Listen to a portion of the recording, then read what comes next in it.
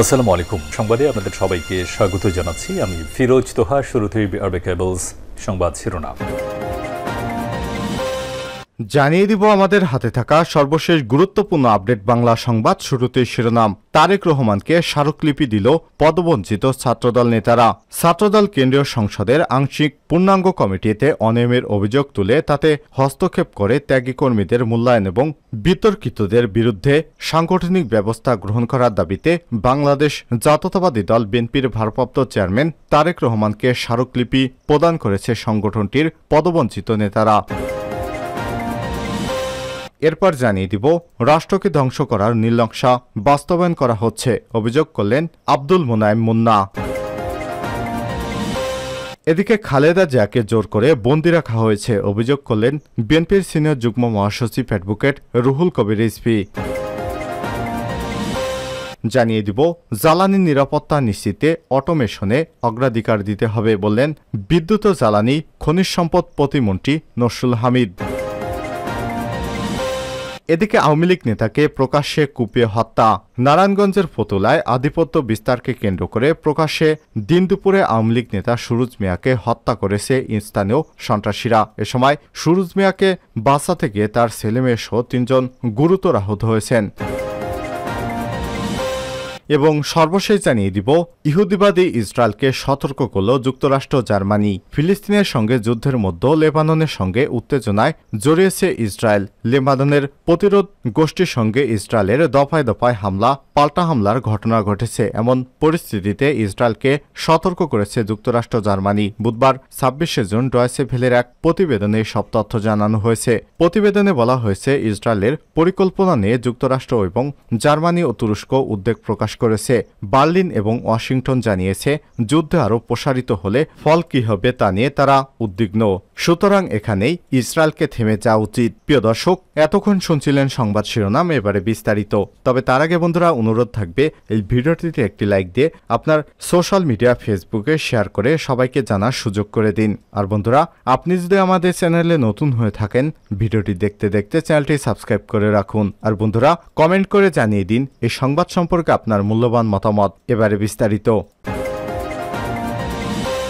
তারেক রহমানকে স্মারকলিপি দিল পদবঞ্চিত ছাত্রদল নেতারা। ছাত্রদল কেন্দ্রীয় সংসদের আংশিক পূর্ণাঙ্গ কমিটিতে অনিয়মের অভিযোগ তুলে তাতে হস্তক্ষেপ করে ত্যাগী কর্মীদের মূল্যায়ন এবং বিতর্কিতদের বিরুদ্ধে সাংগঠনিক ব্যবস্থা গ্রহণ করার দাবিতে বাংলাদেশ জাতীয়তাবাদী দল বিএনপির ভারপ্রাপ্ত চেয়ারম্যান তারেক রহমানকে স্মারকলিপি প্রদান করেছে সংগঠনটির পদবঞ্চিত নেতারা। বৃহস্পতিবার ২৭শে জুন পদবঞ্চিতদের পক্ষ থেকে বিএনপির কার্যালয়ে এই স্মারকলিপি দেন দলটির যুগ্ম সাধারণ সম্পাদক আব্দুল মোহাম্মদ নাদির শাহ পাটোয়ারি। এতে কেন্দ্রীয় কমিটিতে পদ পাওয়া অভিযুক্তদের তালিকা এবং বিভিন্ন আন্দোলন সংগ্রামে নিষ্ক্রিয়দের তালিকা যুক্ত করা হয়েছে।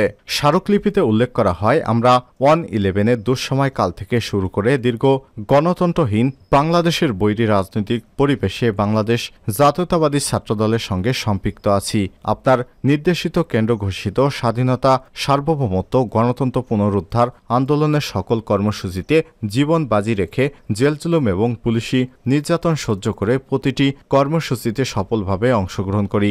ঢাকা বিশ্ববিদ্যালয় সহ বিভিন্ন বিশ্ববিদ্যালয়, কলেজ এবং মহানগরে ছাত্রদলের নেতাকর্মীদের শ্রম ঘাম অস্বীকার করে ত্যাগী নির্যাতিত ছাত্রদল কর্মীদের বাদ দিয়ে আপনার নির্দেশনা উপেক্ষা করে সরকারি এবং বেসরকারি চাকুরিজীবী, ব্যাংকার, মুদি দোকানদার, তরকারি ব্যবসায়ী, আদম ব্যাপারী, যুবদল, স্বেচ্ছাসেবক দল, অষ্টম শ্রেণী পাস, সনদহীন, বিতর্কিত নৈতিক স্থলনজনিত অপরাধে সম্পৃক্ত লোকজন দিয়ে সদ্য ঘোষিত ছাত্রদলের কেন্দ্রীয় আংশিক পূর্ণাঙ্গ 260 সদস্য বিশিষ্ট কমিটি ঘোষণা করা হয়েছে।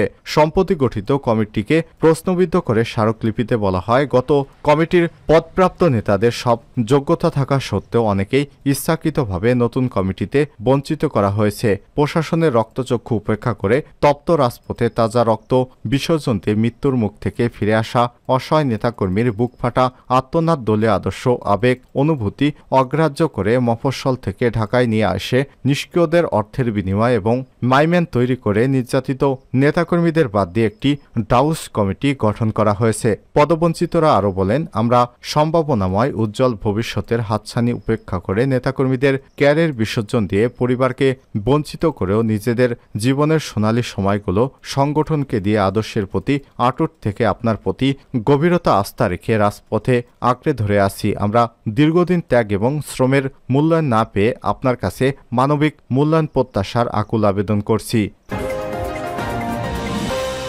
রাষ্ট্রকে ধ্বংস করার নীলনকশা বাস্তবায়ন করা হচ্ছে। মুন্না জাতীয়তাবাদী যুবদলের সদ্য বিলুপ্ত কমিটির সাধারণ সম্পাদক আব্দুল মোনায়েম মুন্না বলেছেন, আজকে দানবীয় সরকার সবকিছু তছনছ করে দিচ্ছে, দেশকে তাবেদার রাষ্ট্রে পরিণত করেছে, দুর্নীতি করে হাজার হাজার কোটি টাকা পাচার করে দেশকে অর্থনৈতিকভাবে ফোকলা বানিয়ে ফেলেছে। ধ্বংস করা হয়েছে আইনের শাসন, ধ্বংস করা হচ্ছে শিক্ষা ব্যবস্থা, স্বাস্থ্য খাত, রাষ্ট্রের সকল স্তম্ভ। এ সময় তিনি বলেন, খালেদা জিয়া যদি মুক্ত থাকত তাহলে সরকার এগুলো করতে পারত না। তাই দেশনেত্রীকে বন্দী রেখে সরকার রাষ্ট্রকে ধ্বংস করার নীলনকশা বাস্তবায়ন করতে যাচ্ছে, কিন্তু গণতন্ত্রকামী জনতা এ নীলনকশা কখনোই সফল হতে দেবে না। বৃহস্পতিবার 27 জুন বিকেলে রাজধানীর নয়াপল্টনে ভাসানী মিলনায়তনে ঢাকা মহানগর উত্তর ও দক্ষিণ এক প্রস্তুতি সভায় তিনি এসব কথা বলেন। আগামী শনিবার বিএনপির চেয়ারপারসন খালেদা জিয়ার মুক্তির দাবিতে আহত সমাবেশ সফল করার লক্ষ্যে এই সভা অনুষ্ঠিত হয়। সভায় বিএনপির প্রচার সম্পাদক এবং সদ্য বিলুপ্ত যুবদলের সভাপতি সুলতান সালাউদ্দিন টুকুর অতিথি হিসেবে বক্তব্য রাখেন। মুন্না বলেন, বিএনপি রাষ্ট্র ক্ষমতায় আসার পর এদেশের বহুদলীয় গণতন্ত্র প্রতিষ্ঠিত হয়েছিল। দেশ এবং গণতন্ত্রের জন্য জিয়া পরিবারের অবদান সবচেয়ে বেশি। আর আজ সেই গণতন্ত্রের মানসকন্যা খালেদা জিয়াকে বন্দী করে রাখা হয়েছে। খালেদা জিয়াকে মুক্ত করতে না পারলে দেশের গণতন্ত্র মুক্তি পাবে না। এ সময় তিনি বলেন, খালেদা জিয়ার অপর নাম গণতন্ত্র। তিনি যখন ক্ষমতায় থাকেন তখন মানুষ গণতন্ত্রের স্বাদ গ্রহণ করে, আবার যখন দেশ বিদেশি ষড়যন্ত্রের মাধ্যমে বিএনপিকে ক্ষমতার বাইরে রাখা হয় তখনই বন্দী করা হয় গণতন্ত্রকে। তাই গণতন্ত্রের জন্য, দেশের জন্য এবং জনগণের স্বার্থে খালেদা জিয়াকে মুক্ত করতেই হবে। এরকম আমরণ রাজপথে থাকার শপথ নিতে হবে। ঢাকা মহানগর দক্ষিণ যুবদলের সাধারণ সম্পাদক রবিউল ইসলাম নয়নের ভার্চুয়ালি সঞ্চালনায় এতে আরও বক্তব্য রাখেন যুবদলের সাবেক সিনিয়র সহসভাপতি মামুন হাসান, সহসভাপতি নুরুল ইসলাম নয়ন, জাকির সিদ্দিকী, মহসিন মোল্লা, কামরুজ্জামান দুলাল সহ বিভিন্ন পর্যায়ের নেতৃত্ববৃন্দ। খালেদা জিয়াকে জোর করে বন্দী রাখা হয়েছে রিজভী। বিএনপির সিনিয়র যুগ্ম মহাসচিব রুহুল কবির রিজভী বলেছেন, বর্তমানে দেশে কারো কথা বলার স্বাধীনতা নেই, মানুষের সরকার পরিবর্তন করার কোনো অধিকার এদেশে নেই। এই কঠিন পরিস্থিতিতে বেগম খালেদা জিয়াকে জোর করে বন্দী করে রাখা হয়েছে। এ সময় তিনি বলেন, তাকে চিকিৎসা সেবা থেকেও বঞ্চিত করা হয়েছে। তিনি এখন জীবন মৃত্যুর সন্ধিক্ষণে, শুধু প্রধানমন্ত্রীর প্রতিহিংসার কারণেই তিনি বন্দী রয়েছেন।